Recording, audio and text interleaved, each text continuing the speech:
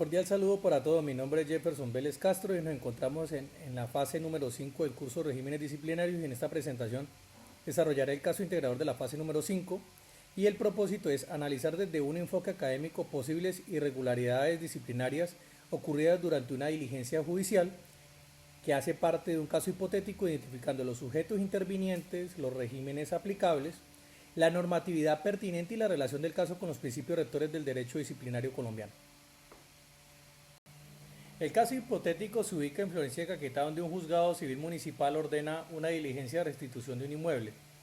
En la actuación intervienen 5 actores: un secretario de despacho judicial, un inspector de policía de la alcaldía, un patrullero de la Policía Nacional, un militar encargado de seguridad perimetral y un abogado apoderado de una de las partes.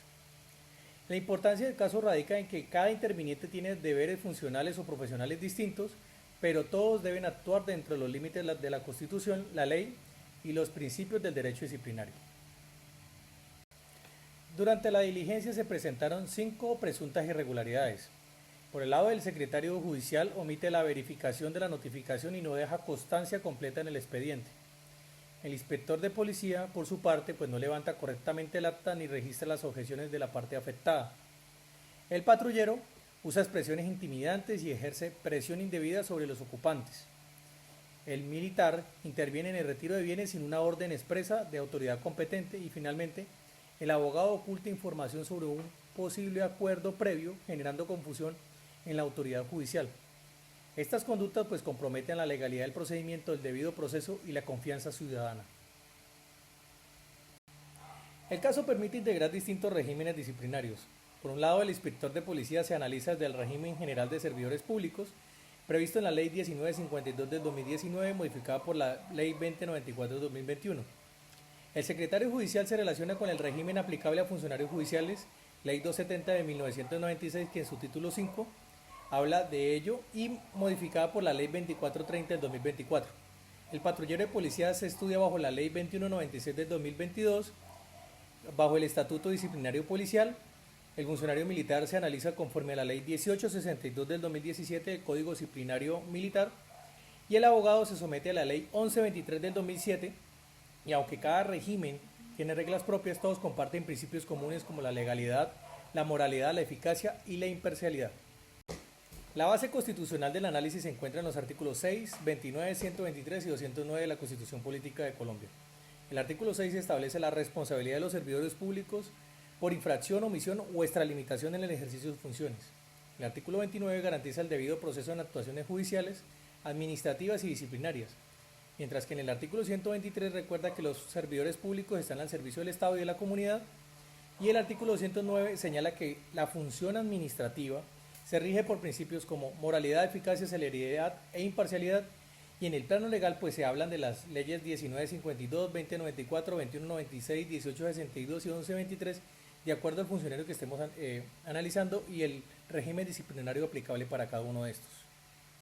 El caso se fundamenta en los aprendizajes de las fases anteriores. En la fase número 1 se estudiaron la naturaleza del derecho disciplinario, sus principios rectores y su fundamento constitucional.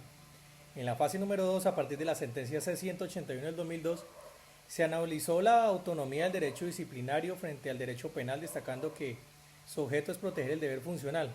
En la fase número 3, se trabajó la ilicitud sustancial con apoyo a una sentencia del Consejo de Estado del 6 de febrero del 2020, precisando que no basta la infracción formal, sino que debe existir afectación real al del deber funcional. Y en la fase número 4, inmediatamente anterior a esta, se estudiaron los regímenes disciplinarios y su conexión con la función pública. Para analizar disciplinariamente el caso se aplican 5 categorías: capacidad, conducta, tipicidad, ilicitud sustancial y culpabilidad. La capacidad permite identificar si el sujeto es disciplinable. La conducta, por su parte, corresponde al comportamiento atribuido. La tipicidad exige verificar si la conducta encaja en una falta previamente establecida. La ilicitud sustancial determina si existió afectación real e injustificada del deber funcional. Y la culpabilidad exige valorar si el sujeto actuó con dolo o con culpa. Y este punto aquí es esencial porque en derecho disciplinario está prohibida la responsabilidad objetiva.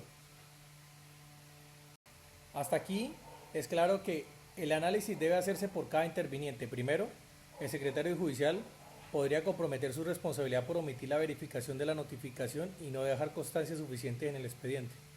Esto afecta el debido proceso y la regularidad de la actuación judicial. Segundo, pues el inspector de policía podría responder por no levantar correctamente el acta ni registrar las objeciones de la parte afectada, pues algo que compromete la transparencia, la imparcialidad y el derecho de contradicción. El patrullero de Policía Nacional podría incurrir en la falta disciplinaria si usó expresiones intimidantes o presión indebida, pues en el marco de sus funciones era necesario que acompañara la diligencia y garantizara la seguridad, pero no debía afectar derechos ni hasta limitarse en su autoridad.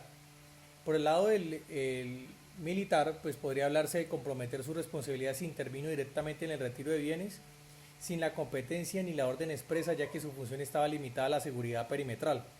Y finalmente el abogado de la parte podría incurrir en la falta disciplinaria si ocultó información relevante sobre un previo acuerdo, afectando sus deberes de lealtad, la buena fe, honradez y el respeto por la administración de justicia, pues porque esto impide una celeridad en el proceso y también obstaculiza que se desarrolle de manera integral al ocultar esa información, y en todos los casos pues debe analizarse lo que es la tipicidad, la ilicitud sustancial y la culpabilidad. Llegados hasta aquí, debemos hablar de la ilicitud sustancial, que para el caso se analiza desde dos dimensiones. La dimensión deontológica, que se refiere al incumplimiento del deber funcional concreto. Para esto, documentar correctamente la diligencia, garantizar el debido proceso, acompañar sin intimidar, limitarse a la misión asignada y actuar con lealtad profesional. En el otro lado hablamos de la dimensión axiológica, que se relaciona con la afectación de valores superiores como la moralidad, la eficacia, la imparcialidad, la legalidad, la confianza legítima y el debido proceso. Por eso las irregularidades no deben verse de forma aislada, siempre deben verse como un todo, como un conjunto, porque pueden comprometer la legitimidad institucional y la correcta prestación de un servicio público. Como conclusión, el caso demuestra que los regímenes disciplinarios en Colombia tienen normas especiales según el sujeto disciplinable, pero comparten una base constitucional y legal en común. El funcionario judicial, el servidor administrativo, el policía, el militar y el abogado o el profesional del derecho deben actuar conforme a la legalidad, el debido proceso, la moralidad, responsabilidad, culpabilidad y proporcionalidad. Además, la ilicitud sustancial cumple una función garantista porque impide sancionar simples irregularidades formales y pues exige demostrar una afectación real del deber funcional. Así el derecho disciplinario, pues en este caso y para los casos que hemos analizado durante cada una de las fases del curso, no solo sanciona, sino que también previene, corrige y protege la confianza ciudadana. Finalmente, se relacionan las fuentes normativas, jurisprudenciales y doctrinales utilizadas en el marco de las referencias bibliográficas para sustentar el análisis del caso. Muchas gracias por su atención y se da por terminada la presentación.